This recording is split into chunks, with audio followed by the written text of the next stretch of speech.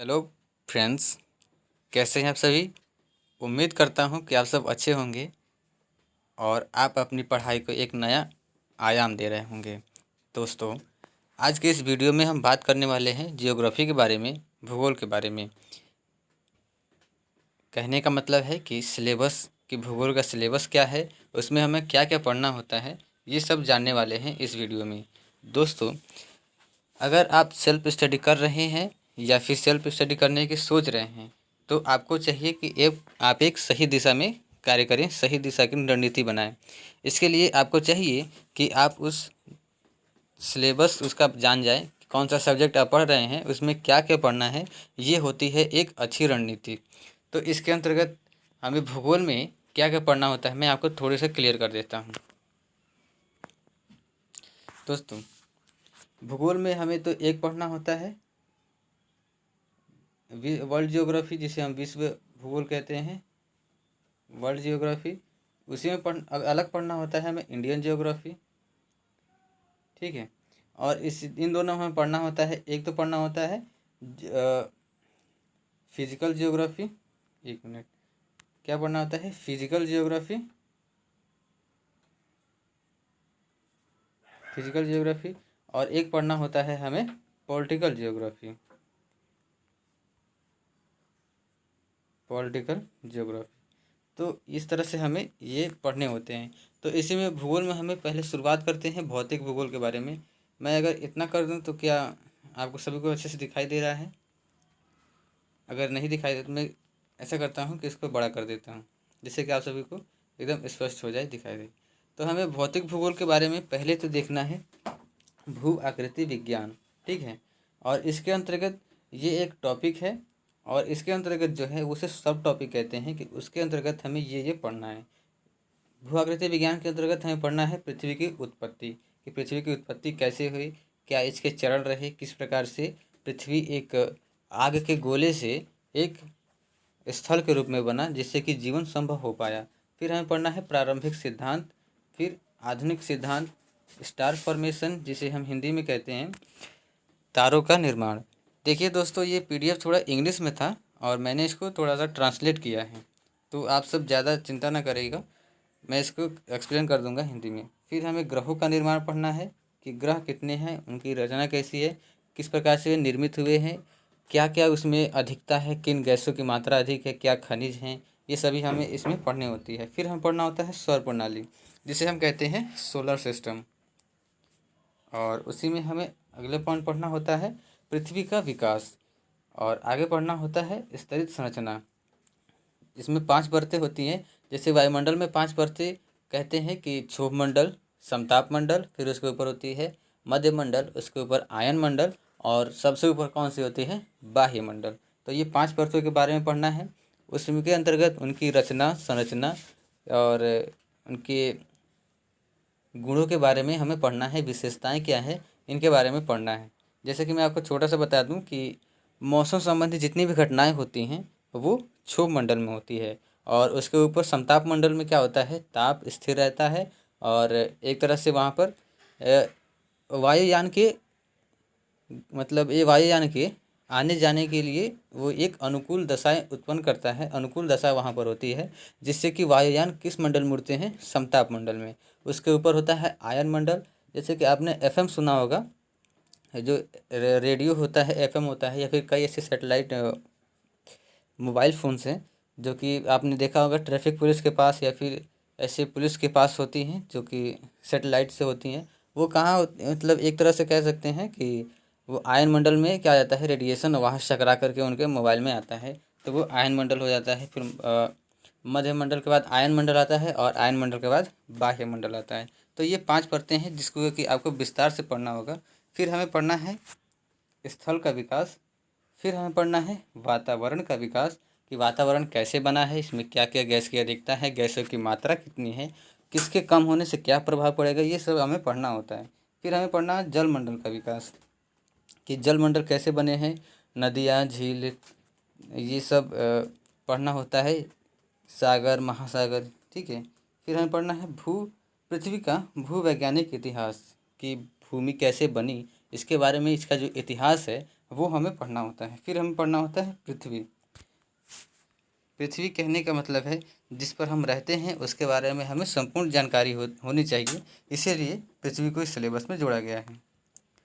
फिर है महत्वपूर्ण समानताएं और मेरिडियन सहित अक्षांश और देशांतर रेखाएं। इसमें अक्षांश और देशांतर रेखा भी पढ़ने हैं, और उसके साथ साथ 0 डिग्री जो देशांतर रेखा है जिसे हम कहते हैं मानक समय रेखा, उसको भी पढ़ना होता है। और फिर पढ़ना होता है पृथ्वी की गति, कि वो किस प्रकार से घूमती है। आपको पता होगा कि पृथ्वी 23.5 डिग्री पर झुकी हुई है। फिर हमें पढ़ता है क्रांति और उनके प्रभाव। फिर हमें पृथ्वी की धुरी का झुकाव और उसके प्रभाव पढ़ना होता है। आप सब जानते होंगे कि पृथ्वी झुकी हुई है, और किस एंगल पर झुकी है ये आपको अभी मैंने बताया। और उसके झुकने से पृथ्वी पर क्या, वातावरण पर क्या प्रभाव पड़ता है, दिन और रात पर क्या प्रभाव पड़ता है, मौसम पर क्या प्रभाव पड़ता है, ये सब हमें पढ़ना होता है। फिर स्थानीय और मानक समय और अंतर्राष्ट्रीय तिथि रेखा, जैसे कैलेंडर। अभी मैंने आपको बताया कि 0 डिग्री देशांतर जो रेखा होती है, जो ग्रीनविच से होकर गुजरती है, लंदन के ग्रीनविच शहर से, उससे ही हम क्या मानते हैं, मानक समय रेखा, वहीं से समय को निर्धारित किया जाता है। फिर उसमें पढ़ना होता है हमें ग्रहण, कि सूर्य ग्रहण क्या होता है, चंद्र ग्रहण क्या होता है, ये सब हमें पढ़ना होता है।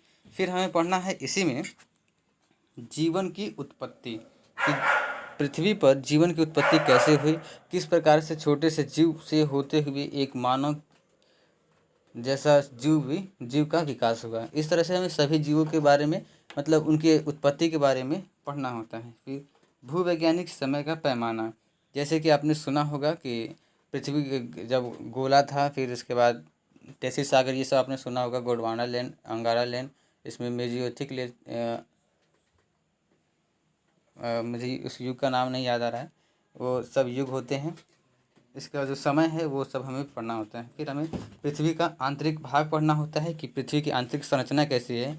इसको इंग्लिश में हम बोलते हैं इंटरनल स्ट्रक्चर ऑफ अर्थ, कि मैग्मा है, कोर, मतलब ऐसे होता है सीरियल वाइज, सियाल, सीमा, निफे, फिर ऐसे इस तरह से ऐसे पृथ्वी की संरचना किस प्रकार से है, उसके अंदर क्या पाया जाता है, कहाँ पर क्या चीज़ है, मैग्मा कहाँ है, भूकंप क्या है, ये सब हमें उसके अंदर पढ़ना होता है। फिर जानकारी के स्रोत, फिर हमें पढ़ना होता है, ये मुझे थोड़ा सा याद नहीं है। फिर है प्रत्यक्ष भूकंप की लहरें, कि अर्थक्वेक क्या होता है और किस प्रकार से आता है, उससे बचने के उपाय क्या है, इसके अंतर्गत ये सब पढ़ना होता है। फिर हमें पढ़ना होता है ज्वालामुखी, वोल्केनो, ये कैसे होती हैं, वोल्केनो के होने का कारण क्या है, और वोल्केनो जो होती हैं वो कहाँ पर पाई जाती हैं, उसकी घटनाएं किस प्रकार से होती हैं, ये सब आपको पढ़ना होता है। फिर हमें पढ़ना होता है पपड़ी।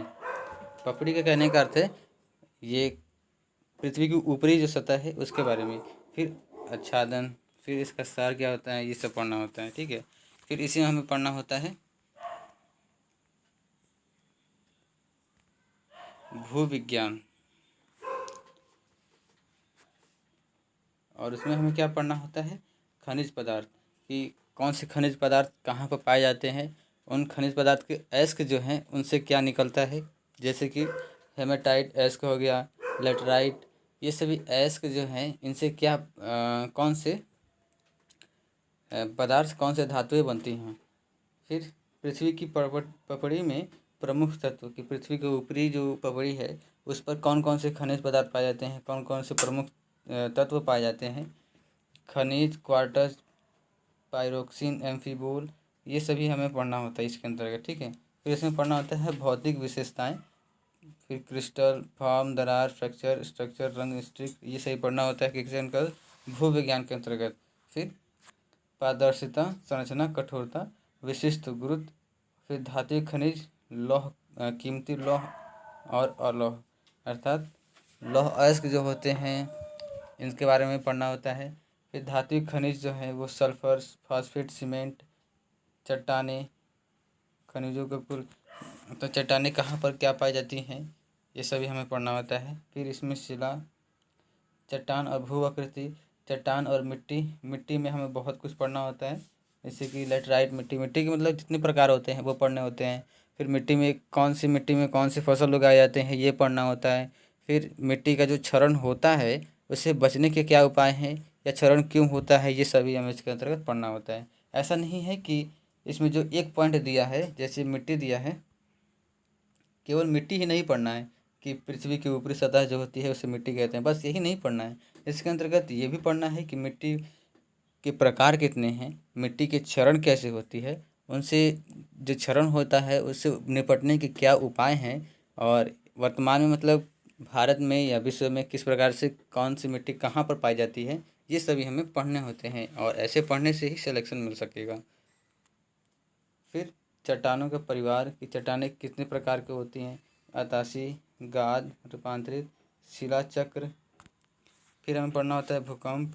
ये देखिए, भूकंप में जो वेव होती हैं उसे हमें पढ़ना होता है, P wave, S wave, W wave, L wave, ये सभी पढ़ना होता है। ये सभी लहरें जिसको बोलते हैं। फिर छाया क्षेत्र, भूकंप के प्रकार। छाया क्षेत्र क्या होता है, ये ऐसे क्षेत्र होते हैं जहाँ पर भूकंप मतलब पृथ्वी पर भूकंप तो आता है लेकिन यहाँ पर अनुभव ही नहीं होता है, क्योंकि वहाँ पर पी और एस जो वेव होती हैं वहाँ पर वो जा ही नहीं पाती हैं। मैं आपको बाद में बताऊँगा, इसको एक्सप्लेन करना पड़ेगा। फिर भूकंप के क्या प्रभाव हैं, क्या उसकी आवृत्ति है, तीव्रता जो होती है, और उसके निपटने के क्या उपाय हैं, ये सभी हमें पढ़ना होता है। और एक उपकरण का पता लगाना, ज्वालामुखी भी पढ़ना होता है, ठीक है। फिर फिर हमें पढ़ना होता है कि ये कितने प्रकार के होते हैं ज्वालामुखी। फिर शील्ड पढ़ना है, कंपोजिट पढ़ना है, बॉयलर पढ़ना है, और बाढ़ बेसाल्ट पढ़ना है। ये सभी इसके अंतर्गत हमें पढ़ना होता है। फिर हमें पढ़ना है इसी में मध्य सागर रीज, लैंडफॉर्म। लैंडफॉर्म कहने का अर्थ है कि जब भूस्खलन होता है, जैसे कि आपने कई न्यूज़पेपर में सुना होगा कि भूस्खलन हुआ और इतने लोगों की जान चली गई। क्या क्या होता है, पर्वतीय क्षेत्रों में पृथ्वी का जो वहाँ पर भूमि जो होती है, पृथ्वी पहाड़ जो होते हैं वो थोड़े से ऊपर हो जाते हैं, और क्या होता है वो खिसक के नीचे चला आता है, जैसे कि घर वर जो वहाँ पर इमारतें हैं वो ढह जाती हैं। मतलब एक तरह से ये आपदा है, प्राकृतिक आपदा, और इसके अंतर्गत हमें ये सब पढ़ना होता है। फिर महास्कंद, लेकोलिथ, लेपोलिथ, फेकोलिथ, सीलस, डाइक, फिर जियोमार्फिक प्रक्रियाएं, ये सभी हमें इसके अंतर्गत पढ़ना होता है। फिर हमें अभी पढ़ना होता है पृथ्वी की सतह, बहिर्जात बल, अंतर्जात बल, पदक्रम, गिरावट और उन्नयन, भू आकृति प्रक्रिया, अंतर्जात प्रक्रिया, डायस्ट्रोफिज्म, ऑरिजिनिक।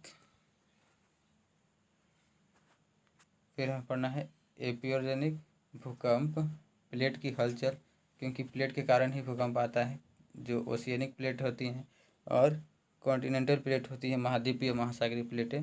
फिर ज्वालामुखी, बहिर्जात बल, अनाच्छादन प्रक्रियाएं, अपक्षय, जन आंदोलन। फिर मैं ज़्यादा एक्सप्लेन नहीं कर रहा हूँ, ज़्यादा वीडियो लंबा हो जाएगा इसीलिए। फिर कटाव परिवहन, जमा करना, महाद्वीप और महासागर का वितरण, कि कितने महाद्वीप हैं, महासागर हैं, कहाँ पर अवस्थित हैं, किन किन देशों से सीमा लगती है, इनके अंतर्गत ये पढ़ लेना।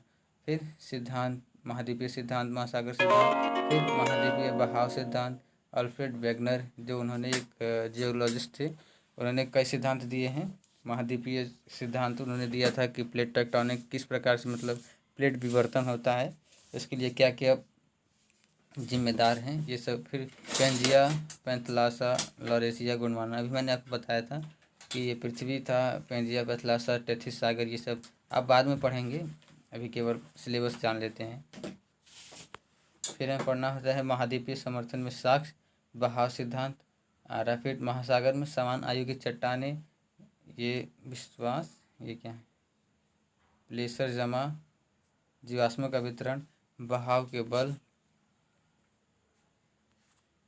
ध्रुव भागने वाला बल, ज्वारीय बल, बहाव के बाद का अध्ययन, संवहनी वर्तमान सिद्धांत, महासागर तल का मानचित्रण, महाद्वीप प्लेट विवर्तनी की, फिर लिथोस्फेरिक प्लेट्स।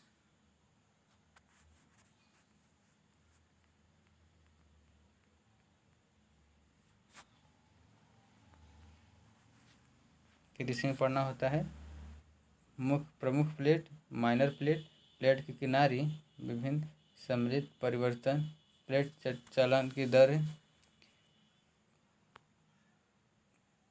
प्लेट की गति का बल, भारतीय प्लेट 71 करोड़ साल पहले से पृथ्वी 71 करोड़ पहले से आज तक का आंदोलन, फिर भू आकृति और उनका विकास, कारण भू आकृति प्रक्रियाएं, एजेंटों, भू आकृतित एजेंट कटाव या विनाशकारी, डिपोजिटर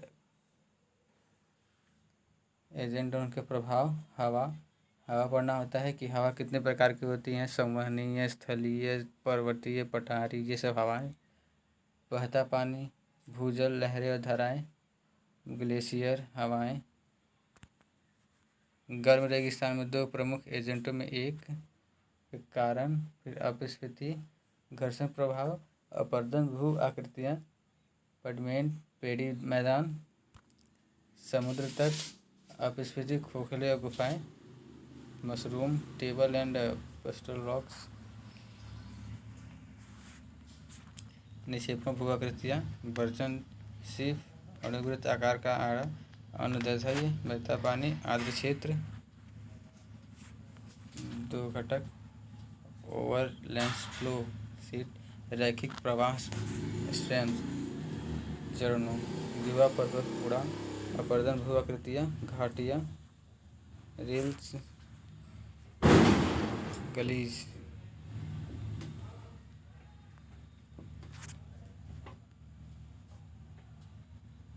फिर हमें पढ़ना होता है इसी में घाटियाँ कितने आकार जैसे होती हैं, वी आकार की घाटी, जैसे कार्ज, कैनियन, ये सब, फिर गड्ढे के प्लंज पूल, उकेरा हुआ, उलझा हुआ मेंडर, रिवर्स टेरेस, युग्मित और युग्मित, निक्षेपण, भू आकृति, जलोढ़ पंख, डेल्टा।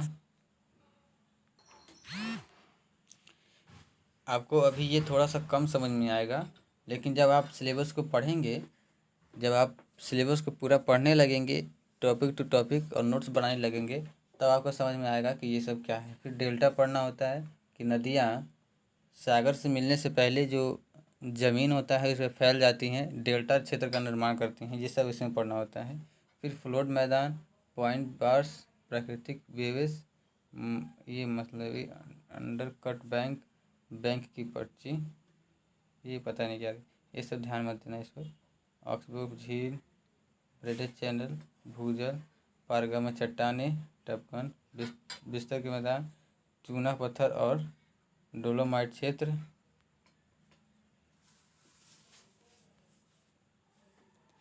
बाल्कन बराबर एड्रियाटिक क्षेत्र, अपरदन, भू आकृति, ताल,